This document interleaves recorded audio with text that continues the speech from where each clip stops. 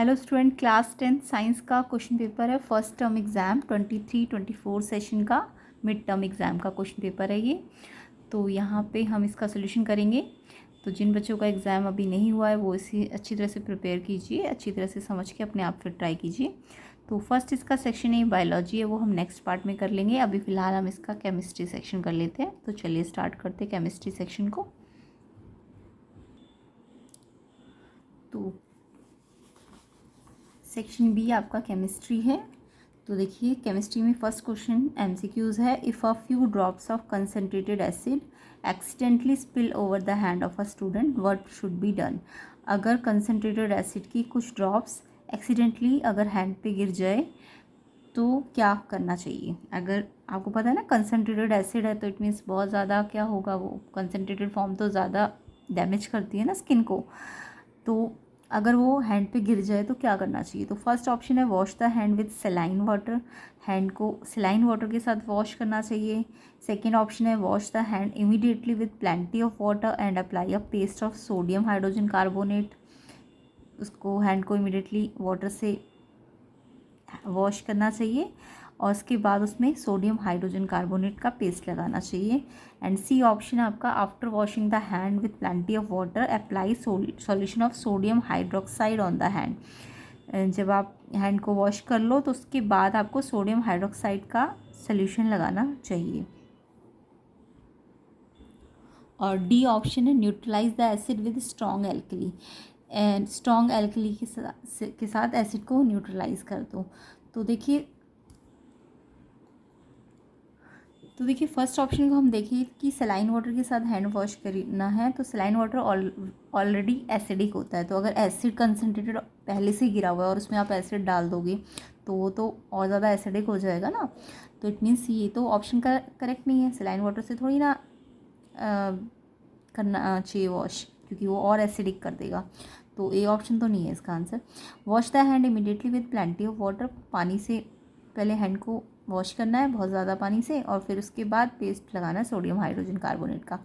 तो आप सबको पता होगा सोडियम हाइड्रोजन कार्बोनेट एक बेस होता है, बट माइल्ड बेस होता है। ठीक है, सोडियम हाइड्रोजन कार्बोनेट कैसा बेस होता है, माइल्ड बेस होता है, मतलब ज़्यादा डैमेज नहीं करता, ये माइल्ड है, यानी कि आप स्किन पे से लगा सकते हो। तो सबसे पहले तो अगर हम हैंड को इमिडिएटली वॉश करते हैं प्लेंटी ऑफ वाटर से, तो इससे जब पानी से आप वॉश करोगे ना तो जो H+ आयन है ना वो कंसनट्रेटेड से क्या हो जाएंगे, डाइल्यूट हो जाएंगे। ठीक है, तो इसको हम ऐसे समझ सकते हैं बी ऑप्शन को कि जब जैसे ही आप पानी डालोगे तो H+ आयन कंसनट्रेशन ना डाइल्यूटेड फॉर्म में, कंसनट्रेटेड से वो डाइल्यूट हो जाएगा ना, तो डाइल्यूट फॉर्म में H+ आयन जो होगा एसिड के अंदर वो धीरे धीरे कम होता जाएगा। ठीक है, और फिर क्योंकि हम इसमें माइल्ड बेस रब कर रहे हैं तो माइल्ड बेस एसिडिक करेक्टर भी कम हो गया और बेस भी कैसा है, माइल्ड है, तो वो आपकी स्किन को डैमेज नहीं करेगा। यानी कि ये ऑप्शन आपका ठीक है कि वॉश करना चाहिए हैंड को इमीडिएटली, किसके साथ, पानी के साथ, क्योंकि उससे हाइड्रोजन कंसनट्रेशन जो एसिड के अंदर था वो डाइल्यूट होने पर कम हो जाएगा। और फिर उसके बाद आप सोडियम हाइड्रोक्साइड कार्बोनेट जो कि एक माइल्ड बेस होगा उसको अगर पेस्ट लगाते हो तो वो माइल्ड बेस है, इसलिए वो क्या नहीं करेगा, डैमेज नहीं करेगा ना स्किन को। तो इट मीन्स ये आपका बिल्कुल करेक्ट ऑप्शन है। एक तो एसिडिक स्ट्रेंथ भी कम हो रही है, ऊपर से आप माइल्ड बेस लगा रहे हो।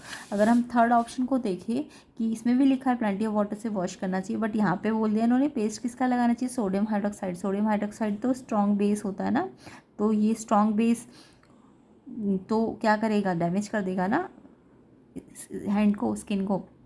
तो ये तो इनकरेक्ट हो जाएगा। ऐसे ही नेक्स्ट डी पॉइंट में आपको बोला था कि स्ट्रॉन्ग एल्कली लगाना चाहिए, तो वहाँ भी देखो ये ऑलरेडी स्ट्रॉन्ग एसिड है और वो स्ट्रॉन्ग बेस है, तो दोनों ही क्या करेंगे, और ज़्यादा डैमेज कर देंगे। तो ना तो स्ट्रॉन्ग बेस रब करना चाहिए, ना स्ट्रॉन्ग एल्कली रब करना चाहिए। पहले तो बहुत सारे पानी से हाइड्रोजन का जो कंसनट्रेशन है कंसनट्रेटेड में डाइल्यूट होने पर वो कम हो जाता है, और देन आप माइल्ड बेस लगाते हो तो वो स्किन को डैमेज नहीं करता। तो इसका आंसर बी ऑप्शन होगा। ठीक है, तो समझ आ गया होगा। रीज़न मैंने आपको समझा भी दिया कि हाइड्रोजन डाइल्यूट करता है तो हाइड्रोजन कंसनट्रेशन कम हो जाता है, इसके अलावा माइल्ड बेस से रब करने पे आपकी स्किन डैमेज नहीं होती है। तो ये बी ऑप्शन इसका करेक्ट होगा। नेक्स्ट क्वेश्चन देख लेते हैं। तो जो अगर आपको मान लो ये एमसीक्यूज में है तब तो ये, अदरवाइज अगर ये डायरेक्ट आपको रीजनिंग पूछ लेते तो आपको ये आंसर याद करना है, बी ऑप्शन। नेक्स्ट क्वेश्चन देखते हैं। क्वेश्चन नंबर 2 है the acid present in tamarind is. Tamarind में कौन सा एसिड प्रेजेंट होता है, ये तो सबको पता होगा, टैमरिंड के अंदर टार्टरिक एसिड होता है, तो इसका आंसर सी ऑप्शन होगा। तो क्वेश्चन नंबर 2 का आंसर आपका टैर्टरिक एसिड है, जो कि टैमरिंड के अंदर होता है। ठीक है, नेक्स्ट क्वेश्चन देख लेते हैं। Question number 3, Kavita has a test tube which contains hydrochloric acid, जिसका pH 1.2 है। उसने ऐड किया slowly to water in a beaker. तो उसने एसिड को क्या करा, धीरे धीरे वाटर के अंदर मिक्स किया, ऐड किया। तो ये भी आपको क्वेश्चन आ सकता है कि वाटर को एसिड में मिक्स करना चाहिए कि एसिड को वाटर में। तो आपको ध्यान रखना है, अगर आप वाटर को एसिड में मिक्स करोगे ना तो वो एक्सोथर्मिक प्रोसेस है, लॉट ऑफ हीट रिलीज होती है उस टाइम पे। तो वाटर को एसिड में नहीं डालना चाहिए, एसिड को धीरे धीरे पानी में डालना चाहिए। तो ये ठीक कर रही है कि एसिड को उसने क्या करा, धीरे धीरे पानी में डाला, तो इससे एक्सोथर्मिक प्रोसेस नहीं हो पाएगा, है ना, हीट नहीं निकल पाएगी। तो क्वेश्चन आता है कि पानी को एसिड में मिलाना चाहिए कि एसिड को पानी में। तो पानी को एसिड में मिलाने से एक्सोथर्मिक होता है। ठीक है, तो हमें क्या करना है, एसिड को मिक्स करना है इन वाटर। तो ये सही कर रही है कि एसिड को पानी में मिक्स कर रही है। एसिड का pH आपको गिवन है। अब आपको बोला है कि जो मिक्सचर बन गया, यानी कि अब एसिड पानी के अंदर चला गया ना, अब उसका pH चेंज हो जाएगा 1.2 से। पूछा है कि मिक्सचर 1.2 से ज़्यादा हो जाएगा pH कि 7 हो जाएगा, कि 1.2 से कम हो जाएगा, कि 10 से 12 के बीच में हो जाएगा। तो देखो, जब भी आपको स्ट्रॉन्ग एसिड 1.2 था और पानी का pH आपको पता होना चाहिए कितना होता है, पानी का pH 7 होता है, पानी न्यूट्रल होता है ना। तो जैसे ही आप HCl को H+ में पानी में मिलाते हो, तो मैं यहाँ रिएक्शन बता देती हूँ। HCl को जब आप पानी में मिलाते हो तो HCl देखो पानी में मिलाने से यानी वो डाइल्यूट हो रहा है। क्या हो रहा है, वो डाइल्यूट हो रहा है।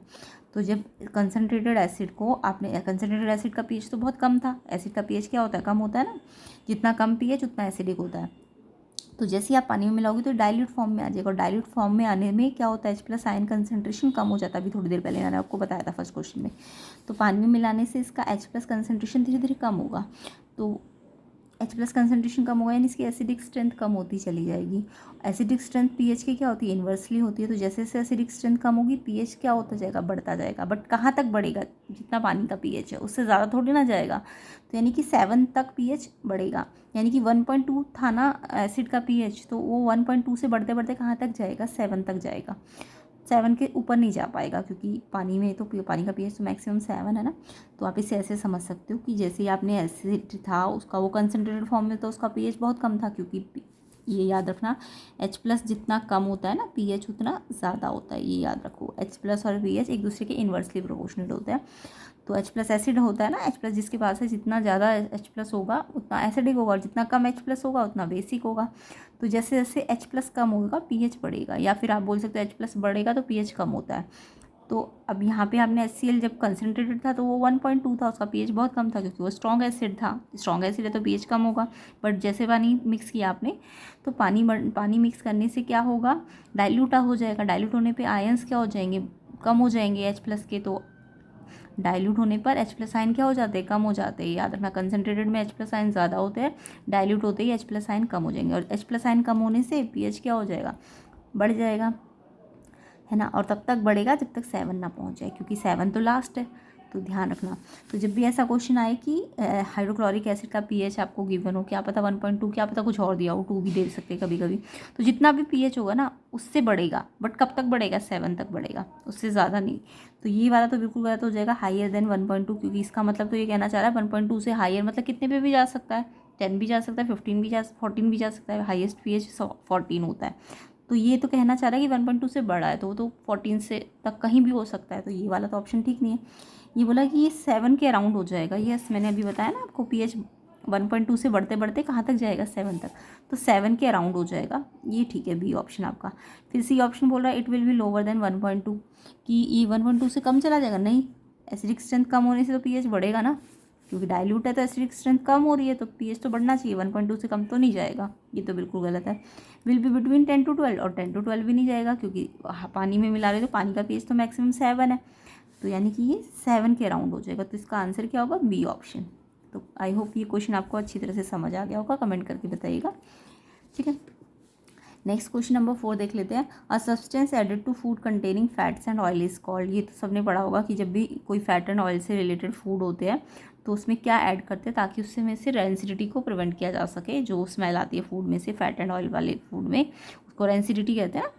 तो उसको फैट एंड ऑयल वाली चीज़ों में क्या डालना चाहिए तो एंटीऑक्सीडेंट्स डालने चाहिए ताकि उनमें रेजिडिटी को हम रोक सकें। तो क्या मिलाना चाहिए, जो हम मिलाते हैं इनमें फैट एंड ऑयल में, एंटीऑक्सीडेंट्स।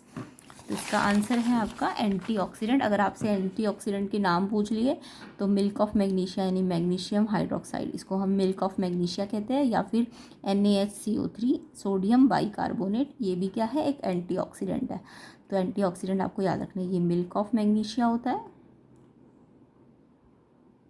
ठीक है, मिल्क ऑफ मैग्नीशिया, और NH3 होता है सोडियम बाइकार्बोनेट, ठीक है। ये तो सबको ही पता होगा, बेकिंग पाउडर कहते हैं इसको हम, सोडियम बाइकार्बोनेट या फिर baking soda, baking soda, soda, ठीक है।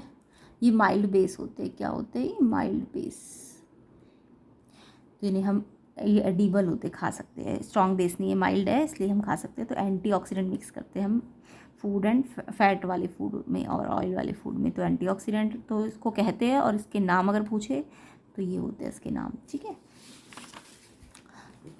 तो यहाँ पे एंटीऑक्सीडेंट डी ऑप्शन करेक्ट होगा। नेक्स्ट क्वेश्चन देख लेते हैं, question number 5, which amongst the following is not a base, इसमें से चारों में से कौन सा बेस नहीं है, नॉट वाला पूछा है इन्होंने, ठीक है, ध्यान रखना नॉट पूछा है। तो अगर हम इन सब के केमिकल फॉर्मुलेज देखिए, sodium carbonate, sodium sulphate, calcium hydroxide, zinc oxide, तो देखो सोडियम कार्बोनेट आपका क्या होता है, फॉर्मूला अगर बनाए तो Na2CO3 बनेगा, है ना, और calcium hydroxide CaOH2। Sodium sulphate का फॉर्मूला बनाना सबको आता होगा, नहीं आता है तो आप मेरे फॉर्मूलाज वाली, केमिकल फॉर्मूला वाली वीडियोस देख लेना, वहाँ पे आपको बनाना सिखा देंगे, सीख जाओगे आप। तो डिस्क्रिप्शन में लिंक में डाल दूँगी, डिस्क्रिप्शन में लिंक में आप देख लेना, ठीक है। तो सोडियम सल्फेट क्या है, Na2SO4, और जिंक ऑक्साइड ZNO। अब आपको ये पता होना चाहिए, जहाँ हाइड्रोक्साइड है वो तो पक्का बेस है ना, तो कैल्शियम हाइड्रोक्साइड तो आपका बेस है। उसके अलावा जिंक ऑक्साइड, जिंक देखो मेटल है, और मेटल ऑक्साइड जो होते हैं, ये भी याद रखना, मेटल ऑक्साइड कैसे नेचर के होते हैं, बेसिक नेचर के होते हैं, तो ये भी आपको याद रखना है। तो अगर कोई भी मेटल ऑक्साइड है तो वो बेसिक होगा, हाइड्रोक्साइड किसके पास है तो वो भी बेसिक होगा। इसके अलावा यहाँ अभी कन्फ्यूज़न है कि इसमें से कौन सा बेस है। तो देखो सोडियम कार्बोनेट जो है ना, वो आपका सोडियम और कार्बोनेट, यानी कि सोडियम के अंदर तो सोडियम मतलब NaCl रहा होगा, और कार्बोनेट का मतलब कौन सा एसिड रहा होगा, कार्बोनिक एसिड, है ना। इन दोनों को जोड़ोगे तो क्या बनता है आपका, सोडियम कार्बोनेट बनता है ना, Na2CO3। तो देखो यहाँ पे आपने एक बेस लेना पड़ता है और एक एसिड, है ना, बेस NaOH लिया और एसिड क्या लिया, H2CO3। अब आपने इसमें से ये इनको कंबाइन करके बनाया, तो H और OH तो अलग हो गए, वाटर बना दिया, Na2CO3। तो ये जो Na2CO3 बना, ये तो सॉल्ट तो है पक्का, क्योंकि ये NaOH और H2CO3 से बना है, बट देखो ये स्ट्रॉन्ग बेस है NaOH, और ये जो H2CO3 है ये स्ट्रॉन्ग एसिड नहीं है, ये वीक एसिड है। तो स्ट्रॉन्ग बेस और वीक एसिड से जो सॉल्ट बनते हैं ना, वो एक्चुअल में बेसिक सॉल्ट होता है, क्योंकि बेस स्ट्रॉन्ग है ना इनका, तो ये बेसिक सॉल्ट है, यानी कि इसका नेचर कैसा है, बेसिक है। जबकि ये जो सोडियम सल्फेट है, ये भी एक एसिड और बेस से ही मिलके बनता है। जैसे कि सोडियम सल्फेट है तो एक तो बेस तो इसमें NaOH रहा होगा, और सल्फेट है तो एसिड क्या रहा होगा इसमें, H2SO4, तो ये जो सॉल्ट बना होगा Na2SO4 बना होगा। तो देखो यहाँ पे NaOH भी स्ट्रॉन्ग बेस है, और H2SO4 सल्फ्यूरिक एसिड भी कैसा एसिड होता है, स्ट्रॉन्ग। तो जब दोनों स्ट्रॉन्ग से बनते हैं ना, तो ये न्यूट्रल सॉल्ट होता है। तो ये सॉल्ट का टॉपिक मैंने आपको डिटेल में समझाया हुआ है, तो आप क्वेश्चन पेपर वाली वीडियोज़ जो है आंसर की है जो 2023 की साइंस की, उसमें देखना, सॉल्ट को बहुत डिटेल में समझाया। तो वहाँ पे मैंने आपको सॉल्ट के टाइप बताए थे, या जो भी वीडियोज़ है इससे रिलेटेड मैं लिंक में डाल दूँगी। तो ये जो सॉल्ट है सोडियम सल्फेट, ये न्यूट्रल सॉल्ट है, जबकि ये वाला सॉल्ट जो है सोडियम कार्बोनेट, ये बेसिक सॉल्ट है। तो यानी कि है तो इसका नेचर भी बेसिक ही है ना, इसका नहीं है नेचर बेसिक। तो आपको बोला कौन सा बेस नहीं है, तो देखो बेस ये भी है, बेस ये भी है, बेस ये भी है, तो कौन सा बेस नहीं है, ये वाला बेस नहीं है। नहीं है मतलब आंसर में तो नॉट वाला पूछा है ना, तो ये आपका आंसर हो जाएगा। तो ये आपका बेस नहीं है, क्योंकि ये सॉल्ट जो बना है ना, ये इन दोनों, एक स्ट्रॉन्ग बेस और स्ट्रॉन्ग एसिड से बना है, तो ये न्यूट्रल सॉल्ट है ना, तो ये एसिडिक है ना बेसिक है। जबकि ये भी एक सॉल्ट है बट ये बेसिक है, तो यानी कि बेसिक तो है ना, तो ये भी बेस है, ये भी बेस है, और ये भी बेस है। तो बेस कौन सा नहीं है, तो ये C ऑप्शन इसका करेक्ट आंसर होगा। तो आई होप आपको ये समझ आ गया होगा। नेक्स्ट क्वेश्चन देख लेते हैं। नेक्स्ट क्वेश्चन है, आपको ये 2 टेस्ट ट्यूब दिए हैं, इनको मिक्स कर रहे हैं। एक टेस्ट ट्यूब के अंदर सोडियम सल्फेट है, उसका सोल्यूशन, और एक टेस्ट ट्यूब के अंदर बेरियम क्लोराइड का सोल्यूशन है। तो बहुत इंपॉर्टेंट होता है ऐसा क्वेश्चन। तो आपको ना रिएक्शन बनाना है कि अगर मैं सोडियम सल्फेट और बेरियम क्लोराइड को मिक्स कर दूँ तो क्या रिएक्शन हो सकता है। तो देखो यहाँ पे सोडियम, पहले तो बेरियम क्लोराइड, इसका फॉर्मूला बनाना आपको आता होगा, बेरियम Ba और क्लोराइड Cl। बेरियम की वैलेंसी कितनी होती है 1, और बेरियम की वैलेंसी 2 होती है, और क्लोराइड की कितनी होती है 1 होती है। क्रॉस कर दो BaCl2, ये BaCl2 बन जाएगा। फिर इसके बाद सोडियम सल्फेट बनाना है। तो देखो सोडियम और सल्फेट, सोडियम की वैलेंसी 1, सल्फेट की 2 होती है, क्रॉस कर दो तो Na पे 2 आ जाएगा और SO4 पे 1। तो ऐसे करके आपको ये फॉर्मूले बनाने पहले, फिर उनको रिएक्ट करना है। इन दोनों को इन्होंने मिक्स किया है। उसके बाद जब ये मिक्स करोगे तो देखो बेरियम के पास क्लोराइड है और सोडियम के पास सल्फेट है, तो क्या होता है आयन एक्सचेंज हो जाते हैं ना। जब इसके पास अब इसका आयन है, इसके पास इसका आयन है, तो ये आपस में अपने आयन एक्सचेंज कर लेते हैं। बेरियम के पास सल्फेट आ जाएगा और Na के पास Cl आ जाएगा। बाकी फॉर्मूला आप इसी तरीके से बना के देखना इनकी वैलेंसी को क्रॉस करके। बेरियम की वैलेंसी 2 होती है और सल्फेट की भी 2 होती है, 2 से 2 कट गया 1 1, तो 1 1 लगाने की जरूरत नहीं है। तो बेरियम सल्फेट NaCl की वैलेंसी Na की 1, Cl की 1, क्रॉस करोगे तो NaCl ही बन जाएगा। तो ये फॉर्मूला बन जाएगा। उसके बाद आप इसे बैलेंस कर लेना। यहाँ पे Cl 2 है तो इसको 2 देना पड़ेगा, बाकी बैलेंस हो जाएगा ये। तो ये रिएक्शन है एक तरह से। आपको इन्होंने बोला है कि रिएक्शन पूछा नहीं है क्योंकि MCQ है, तो आपको जस्ट पूछा है कि ये जो जब आप मिक्स करोगे ना तो सॉलिड स्टेट में ना क्या प्रोडक्ट बनेगा। तो प्रोडक्ट आपको देखो, ये दोनों को मिक्स किया हमने तो हमारे पास प्रोडक्ट ये दोनों आए हैं ना, ये रिएक्टेंट्स है। रिएक्टेंट तो हमें दिए हुए थे क्वेश्चन में, ये और ये हमने मिक्स किया। हमें पता है डबल डिस्प्लेसमेंट रिएक्शन हो रहा है, इसके आयन इस पे जा रहे हैं, इसके आयन इस पे जा रहे हैं। तो हमने इसको करके देखा तो हमें ये प्रोडक्ट मिले। तो प्रोडक्ट देखो, एक तो बेरियम सल्फेट मिला और एक सोडियम क्लोराइड मिला। आपको ना प्रिसिपिटेट पूछा है, सॉलिड फॉर्म मतलब सॉलिड जो प्रोडक्ट है उसमें से कौन सा सॉलिड प्रोडक्ट है। तो आपको पता होना चाहिए जब भी डबल डिस्प्लेसमेंट रिएक्शन होता है ना, आयन एक्सचेंज होते हैं दोनों के, तो एक प्रिसिपिटेट तो पक्का बनता है डबल डिस्प्लेसमेंट में। तो यहाँ पे प्रिसिपिटेट बेरियम का बनता है। बेरियम जब भी होगा ना क्वेश्चन में तो बेरियम का ही प्रिसिपिटेट बनता है। तो ये किसका प्रिसिपिटेट बनेगा, बेरियम का। बेरियम सल्फेट सॉलिड फॉर्म में होगा, बाकी सारे एक्वस फॉर्म में होंगे। तो ये बेरियम सल्फेट का प्रिसिपिटेट बनेगा। तो इन्होंने प्रिसिपिटेट ही पूछा है, या सॉलिड स्टेट मतलब प्रिसिपिटेट होता है। तो जब भी डबल डिस्प्लेसमेंट रिएक्शन होंगे तो प्रिसिपिटेट या सॉलिड स्टेट तो पक्का आती है। और वो किसकी आएगी, बेरियम क्लोराइड के पास था, बेरियम सल्फेट के पास चला जाएगा तो बेरियम सल्फेट का प्रिसिपिटेट बन जाएगा। तो answer barium sulphate, B option इसका करेक्ट होगा। नेक्स्ट क्वेश्चन देख लेते हैं। अभी क्वेश्चन नंबर 7 आपका एजर्शन रीजन है। तो एजर्शन रीजन में आपको पता है 4 स्टेटमेंट्स होती है। एक एजर्शन रीजन या तो दोनों ट्रू भी होते हैं या फिर रीजन एक्सप्लेन भी करता है, या फिर एजर्शन रीजन ट्रू होते हैं बट रीजन एक्सप्लेन नहीं करता है, या एजर्शन ट्रू होता है रीजन फॉल्स होता है, या एजर्शन फॉल्स होता है रीजन ट्रू होता है। तो एजर्शन रीजन के 4 स्टेटमेंट में से आपको देखना है कौन सा स्टेटमेंट ठीक है। तो सबसे पहले 7 क्वेश्चन देख लेते हैं।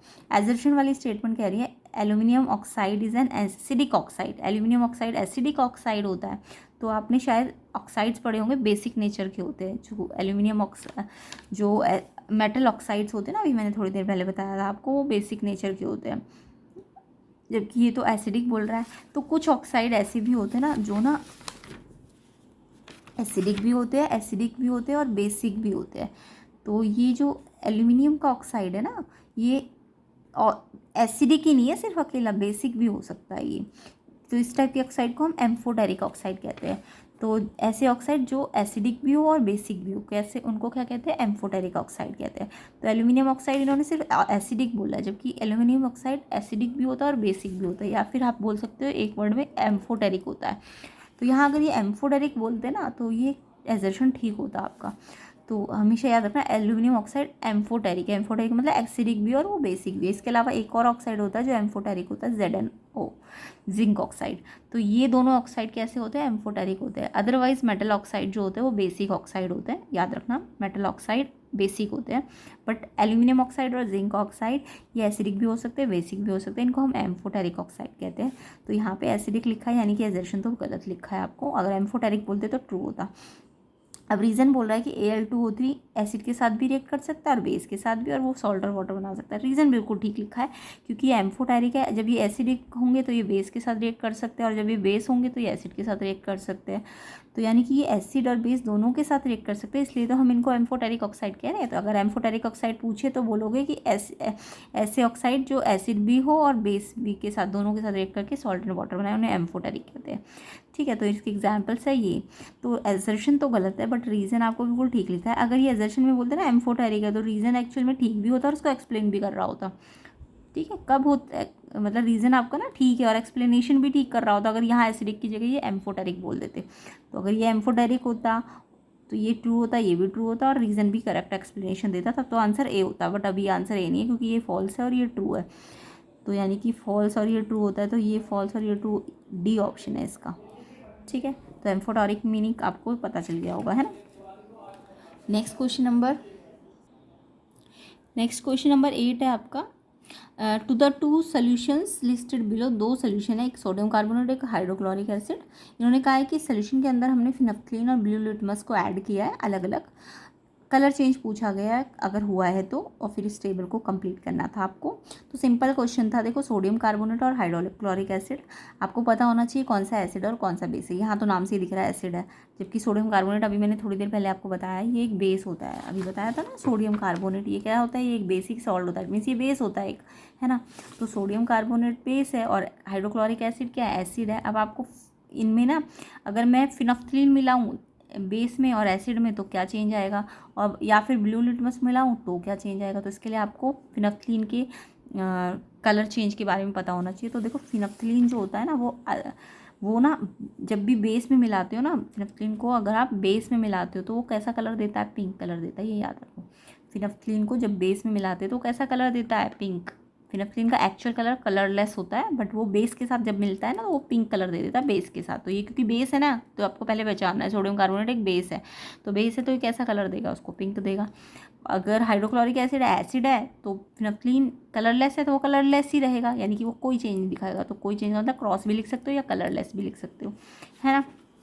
तो फिनफ्थलीन हमेशा याद रखना बेस के साथ पिंक कलर देता है और एसिड के साथ कोई कलर नहीं देता, यानी कोई चेंज नहीं देता। ठीक है, तो क्रॉस भी लगा सकते हो या कलरलेस भी लिख सकते हो, वैसे क्रॉस लगा देना। उसके बाद आपको ब्लू लिटमस पूछा है, तो अब आपको बेस का प्रॉपर्टी पता होगी। बेस देखो, बेस बी पे है ना, तो ये रेड को ब्लू में चेंज करता है। बेस बी पे है ना, तो बी पे ख़त्म होगा, तो बेस के लिए बी लास्ट में लिखोगे, तो रेड को ब्लू में चेंज करता है। जबकि एसिड देखो डी पे ख़त्म हो रहा है, तो यानी कि ब्लू को रेड में डी लास्ट में आता है ना, तो एसिड में डी लास्ट में, तो ये डी लास्ट में आना चाहिए। तो ये ब्लू को रेड में याद रखो, एसिड के लिए ब्लू टू रेड, क्योंकि एसिड डी पे ख़त्म हो रहा है तो यहाँ भी डी आना चाहिए। और बेस बी पे है ना, तो इसको रेड टू ब्लू लिखो। तो ऐसे करके इसे याद करना, बेस में ब्लू बाद में आता है और एसिड में रेड बाद में आता है। तो बेस रेड को ब्लू में चेंज करता है, जबकि एसिड ब्लू को रेड में। तो अगर मैं कह रही हूँ कि मैंने ब्लू लिटमस में बेस को चेक किया, तो बेस तो रेड को ब्लू कर सकता है ना। बेस क्या करता है, रेड होता तो ब्लू करता, बट ब्लू है तो ब्लू को तो कोई चेंज ही नहीं करेगा, क्योंकि रेड को ही ब्लू कर सकता है। अगर रेड होता ना तो ब्लू कर देता, बट क्योंकि ये ब्लू लिटमस है तो यानी ये ब्लू को तो कोई चेंज ही नहीं करेगा, क्योंकि बेस सिर्फ रेड को ही ब्लू करता है। तो ब्लू है अगर, तो ये कोई चेंज नहीं दिखाएगा। और एसिड जो होता है ब्लू को रेड करता है, तो आपने ब्लू लिया है ना, तो ये ब्लू को किस में बदल देगा, रेड में, यानी इसका आंसर रेड होगा, ब्लू लिखने की जरूरत नहीं है। तो एसिड ब्लू को रेड करता है, ये तो याद रखना। डी है ना, तो यहाँ डी लास्ट में आना चाहिए, और बेस में बी है तो बी लास्ट में आना चाहिए। तो बेस क्योंकि रेड को ब्लू चेंज कर रहा है, अगर रेड होता यहाँ पे तो ब्लू लिखते, बट रेड को ब्लू कर रहा है, इसका मतलब ब्लू को तो, अगर ब्लू लोगे तो वो चेंज ही नहीं करेगा, तो ब्लू में कोई चेंज नहीं करेगा क्योंकि आपने ब्लू लिया है। बट एसिड तो ब्लू को रेड कर रहा है ना, तो यानी ब्लू को क्या कर देगा, रेड कर देगा। तो इस तरीके से ये टेबल कंप्लीट करनी थी। तो आई होप ये क्वेश्चन आपको समझ आ गया होगा। नेक्स्ट क्वेश्चन देख लेते हैं। A gas X react with slag lime and forms a compound Y which is used as bleaching agent in chemical industry। Identify करना है X एंड Y को, और केमिकल इक्वेशन भी लिखनी है। तो यहाँ पे आपको देखते ही पता चल गया होगा, ब्लीचिंग एजेंट यानी ब्लीचिंग पाउडर की आपको रिएक्शन बनानी थी। तो देखिए ब्लीचिंग पाउडर बनाने की जो रिएक्शंस होती है ये याद रखनी है आपको। ड्राई स्लेट लाइम को इन्होंने क्या कहा है, एक गैस के साथ आपने रिएक्ट किया है, तो क्या बोला है, एक गैस एक्स है जो स्लेट लाइम के साथ रिएक्ट कर रही है, यानी स्लेट लाइम क्या होता है, कैल्शियम हाइड्रोक्साइड होता है और ड्राई फॉर्म में होना चाहिए, याद रखना। और इसमें हमने गैस, हमें नहीं पता अभी गैस कौन सी, बट हमें ब्लीचिंग पाउडर के नाम से पता चल गया कि क्लोरीन मिक्स की होगी, तभी तो ब्लीचिंग पाउडर बनता है। तो ब्लीचिंग पाउडर का फॉर्मूला क्या होता है, कैल्शियम ऑक्सीक्लोराइड, और साथ में पानी बनता है। तो जब भी आपको दिखी क्या ब्लीचिंग एजेंट बन रहा है, तो इट मीन्स ब्लीचिंग पाउडर बनाने की क्या बनानी थी आपको, इक्वेशन बनानी थी। तो कैल्शियम हाइड्रोक्साइड में क्या मिलाते, कौन सी गैस, क्लोरीन, तो आपको ब्लीचिंग पाउडर मिल जाता है। तो इन्होंने एक्स गैस का नाम पूछा, देखो एक्स गैस थी ना, तो गैस तो कौन सी है, ये क्लोरीन गैस है। और वाई जो बना प्रोडक्ट फॉर्म कंपाउंड वाई क्या बना आपके पास, कैल्शियम ऑक्सीक्लोराइड, तो ये वाई है और ये एक्स है। तो इस तरीके से ये क्वेश्चन बनाना था। Next question number 10, when potassium iodide solution added करना है लेड नाइट्रेट में एक टेस्ट ट्यूब के अंदर, तो एक प्रेसिपिटेट बन रहा है, तो वो पूछा है। पहले तो रिएक्शन बना लेते हैं कि जब भी आपको ऐसा क्वेश्चन आए ना कि इसमें ये मिक्स किया है तो रिएक्शन बनाना चाहिए आपको। तो पोटेशियम आयोडाइड, देखो पोटेशियम आयोडाइड क्या होता है, पोटेशियम के होता है और आयोडाइड आई होता है। तो फॉर्मूला बना लो के और आई का, के की वैलेंसी भी 1 होती है, आई की भी क्रॉस करो, के आई बन जाएगा। और फिर लेड नाइट्रेट का भी बनाओ, लेड और नाइट्रेट NO3, ठीक है। लेड की वैलेंसी कितनी होती है 2 और नाइट्रेट की 1, तो क्रॉस कर दो, PB पे 1 आ जाएगा, नाइट्रेट पे NO3 पे 2 अलग से बाहर आ जाएगा। तो ये मैंने फॉर्मूला बना लिया पहले। अब इन दोनों को मिक्स किया। अब आपको पता है यहाँ के पास आई आयन है और लेड के पास नाइट्रेट आयन है, तो जब भी दोनों के पास अपने अपने आयन होते हैं तो इनके आयन एक्सचेंज हो जाते हैं। तो के पास तो नाइट्रेट आ जाएगा और लेड के पास क्या आ जाएगा, आई, इसका आयन इसके पास चला जाएगा और इसका आयन इसके पास, तो एक्सचेंज होता है आयन का, डबल डिस्प्लेसमेंट याद हो गया। तो डबल डिस्प्लेसमेंट में ये मैंने आपको बताया प्रेसिपिटेट तो पक्का बनता है, डबल डिस्प्लेसमेंट जहाँ भी होगा वहाँ प्रेसिपिटेट बनेंगे। तो आपका लेड आयोडाइड वाला प्रेसिपिटेट बनेगा और इसका कलर ना येलो होता है। तो कैसा प्रेसिपिटेट बनेगा, ये जो सॉलिड फॉर्म बनेगी ये प्रेसिपिटेट होती है, इसको कौन से कलर होगा, इसका कलर याद रखना है, येलो कलर का, ठीक है। और साथ में KNO3 तो एक्वस फॉर्म में ही आएगा। तो आपको प्रेसिपिटेट पूछा था कि आपने जब इसको ऐड किया दोनों को तो एक प्रेसिपिटेट बना, तो उस प्रेसिपिटेट का कलर पूछा है, तो कलर तो क्या आया है, येलो प्रेसिपिटेट आया है, इसका कलर येलो है। उसके बाद इस प्रेसिपिटेट का नाम भी पूछा है, तो लेड आयोडाइड है इसका नाम। प्रेसिपिटेट का क्या पूछा है, नाम लेड आयोडाइड। और थर्ड इसका सी पार्ट में लिस्ट 2 टाइप ऑफ रिएक्शन, इस रिएक्शन में कौन कौन से रिएक्शंस हुए हैं। तो जब भी आपके डबल डिस्प्लेसमेंट होते हैं ना, ये इसका आयन इसके पास, इसका आयन इसके पास, तो ये डबल डिस्प्लेसमेंट के साथ साथ एक और टाइप का रिएक्शन बन जाता है प्रेसिपिटेट रिएक्शन। जहाँ भी डबल डिस्प्लेसमेंट रिएक्शन होंगे प्रेसिपिटेशन रिएक्शन तो साथ साथ आएंगे ही आएंगे। तो 2 रिएक्शन होंगे, डबल डिस्प्लेसमेंट और प्रेसिपिटेशन। नेक्स्ट क्वेश्चन देख लेते हैं, question number 11। Priya was learning to bake cake, Priya cake bake करना सीख रही है, उसने इंग्रेडिएंट को ऐड किया रेसिपी के अकॉर्डिंग, बट केक जो था ना उसका जब उसने ओवन से निकाला तो उसको सरप्राइज़ हुआ कि केक बहुत हार्ड था, सॉफ्ट एंड फ्लफ़ी होने की बजाय वो हार्ड था। तो हार्ड केक क्यों बना उसका, तो क्या रीज़न रहा होगा कि केक में फ्लफीनेस नहीं आई, सॉफ्टनेस नहीं आई होगी। तो ये आपको पता है जब भी हम बेकिंग करते हैं, केक बेक करते हैं, तो उसमें हम सोडियम कौन सा बेकिंग पाउडर मिक्स करते हैं ना, और बेकिंग पाउडर आपका बेकिंग सोडा से बनता है। बेकिंग सोडा का फॉर्मूला अगर बोले तो बेकिंग सोडा का फॉर्मूला होता है NaHCO3। फिर बेकिंग पाउडर अगर बनाना होता है ना तो हम उसमें एक एसिड मिक्स करते हैं, टार्टरिक एसिड, H+ आयन होते हैं उसके पास। टार्टरिक एसिड का फॉर्मूला होता है, वो कार्बोक्सिलिक एसिड का एक टाइप है, C4H6O6, ठीक है। तो अब अगर हम सिर्फ बेकिंग सोडा डाल रहे हैं ना, यानी कि बेकिंग सोडा NaHCO3 होता है, अगर हम सिर्फ बेकिंग सोडा डालेंगे तो उसमें क्या नहीं होगा, उसमें टार्टरिक एसिड नहीं होगा। अगर टार्टरिक एसिड नहीं होगा ना तो वो CO2 को ट्रैप नहीं कर पाएगा, और CO2 अगर ट्रैप नहीं हुई तो इट मीन्स वो जो CO2 ट्रैप होने के बाद जब बाहर निकलती है तो वो क्या करती है, केक में फ्लफीनेस लाती है। तो इट मीन्स वो फ्लफीनेस नहीं आई होगी, यानी कि उसने बेकिंग सोडा में क्या नहीं डाला, उसने ये जो H+ एसिड है, टार्टरिक एसिड, वो नहीं मिक्स किया होगा, है ना। तो हम यहाँ पे पूछा है रीज़न कि उसका केक फ्लफीनेस क्यों नहीं आई उसके केक के अंदर, तो हम बोलेंगे कि उसने ना सिर्फ सोडियम बेकिंग सोडा डाला है NaHCO3, उसने सिर्फ ये NaHCO3 ऐड किया है बेकिंग सोडा, उसने क्या नहीं ऐड किया है, बेकिंग पाउडर, मतलब NaHCO3 में उसमें टार्टरिक एसिड नहीं मिक्स किया। बेकिंग पाउडर कब बनता है, जब आप बेकिंग सोडा में ये वाला एसिड मिक्स करते हो। अगर सिर्फ बेकिंग सोडा है तो वो NaHCO3 है, बट जब सिर्फ इससे बनाओगे ना केक तो उसमें क्या नहीं होगा, CO2 ट्रैप नहीं हो पाएगी। तो अगर मेरे को CO2 ट्रैप करनी है, ठीक है, डफ में जो उसका डो होता है केक का डो होता है जो, उसमें अगर मेरे को CO2 ट्रैप करवानी है तो मेरे को सिर्फ NaHCO3 नहीं मिक्स करना, उसके साथ एक टार्ट्रिक एसिड भी मिक्स करना है। तो जब आप दोनों मिक्स करते हो ना तो बेकिंग पाउडर बन जाता है। तो बेकिंग सोडा सिर्फ NaHCO3 होता है, ये याद रखना। और बेकिंग पाउडर बनाने के लिए आपको NaHCO3 में यानी बेकिंग सोडा में साथ में टार्ट्रिक एसिड मिक्स करना पड़ेगा, तभी केक के अंदर क्या आएगी, फ्लफीनेस आएगी। तो अगर इसका रिएक्शन देखें हम तो देखो ये बेकिंग पाउडर है, इसमें मैंने एक टार्ट्रिक एसिड लिया, टार्ट्रिक एसिड के पास क्या होगा, H+ आयन होगा। फिर जब ये इसके साथ रिएक्ट करेगा ना तो आपको एक सोडियम का एक सॉल्ट मिलेगा, साथ में CO2 गैस मिलेगी और एक H2O मिलेगा। तो CO2 जो रिलीज़ होगी ना वो डो के अंदर क्या हो जाएगी, ट्रैप हो जाएगी, और फिर वो उस तरह से डो को क्या कर देगी कि जब केक बनेगा तो उसमें फ्लफीनेस आ जाएगी। तो पहला क्वेश्चन तो उन्होंने यही पूछा है कि क्या रीज़न रहा होगा कि इसका केक फ्लफी नहीं हो पाया। तो उसने ना सिर्फ बेकिंग सोडा मिक्स किया है, उसने बेकिंग पाउडर मिक्स नहीं किया, यानी कि कह सकते हैं उसने बेकिंग पाउडर नहीं बनाया, जो सोडियम इसी से बनता है बेकिंग सोडा।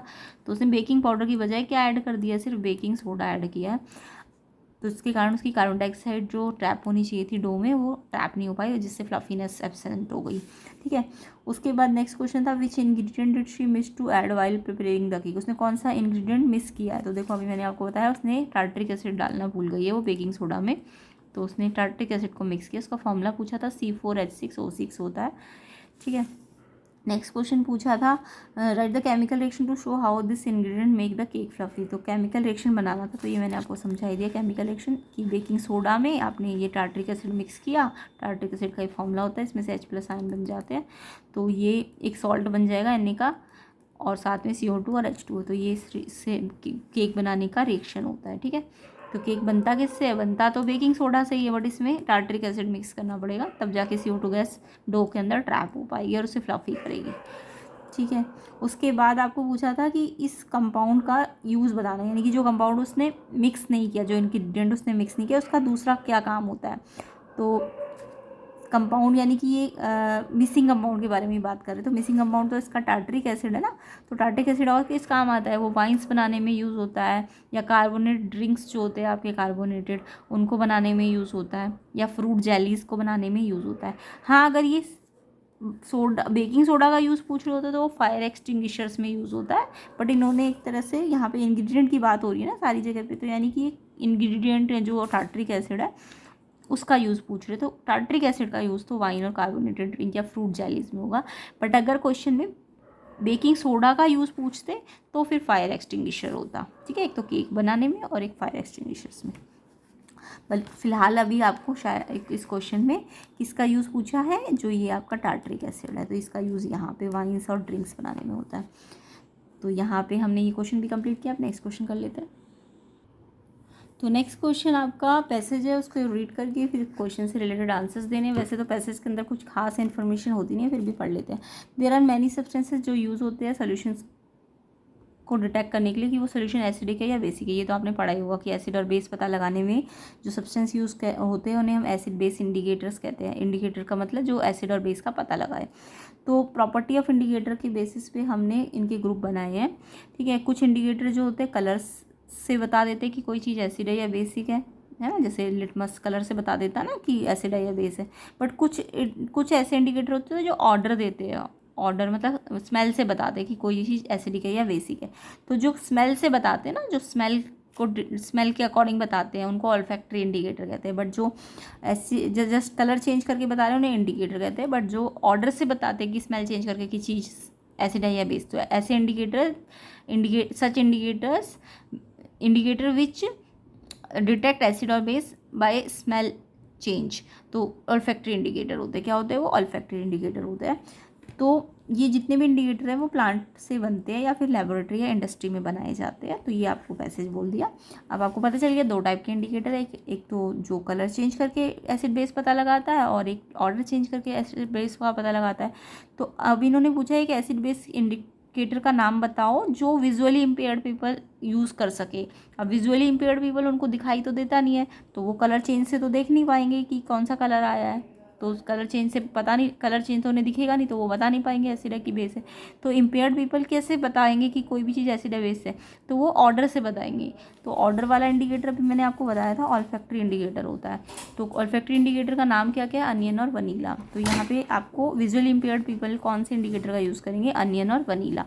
यानी ऑल्फैक्टरी इंडिकेटर का यूज़ करेंगे। What is the source of litmus? Litmus कहाँ से मिलता है? लिटमस एक प्लांट होता है लाइकेन, उससे निकलता है, तो उसका सोर्स क्या है? Lichen plant. उसके बाद आपको पूछा state an example of synthetic indicator. तो इंडिकेटर सिंथेटिक जो लेबोरेटरी में बनाए जाते हैं, तो सिंथेटिक इंडिकेटर होते हैं मिथाइल ऑरेंज, फिनोफ्थलीन, है ना। और लास्ट टर्मरिक सोप सोल्यूशन के साथ कैसा कलर देता है? देखो सोप सोल्यूशन बेसिक होता है, तो बेसिक के साथ जो टर्मरिक होती है ना वो रेड कलर दे देती है, बट एसिड के साथ वो कोई कलर चेंज नहीं करती है। तो जब भी टर्मरिक सोप के साथ बोले तो सोप बेसिक है ना, तो बेस के साथ वो रेड कलर देगी, बट एसिड होता, अगर मान लो एसिड वो होता तो कोई कलर चेंज नहीं होता, बट बेस के साथ है तो रेड कलर होगा, तो इसका आंसर रेड होगा।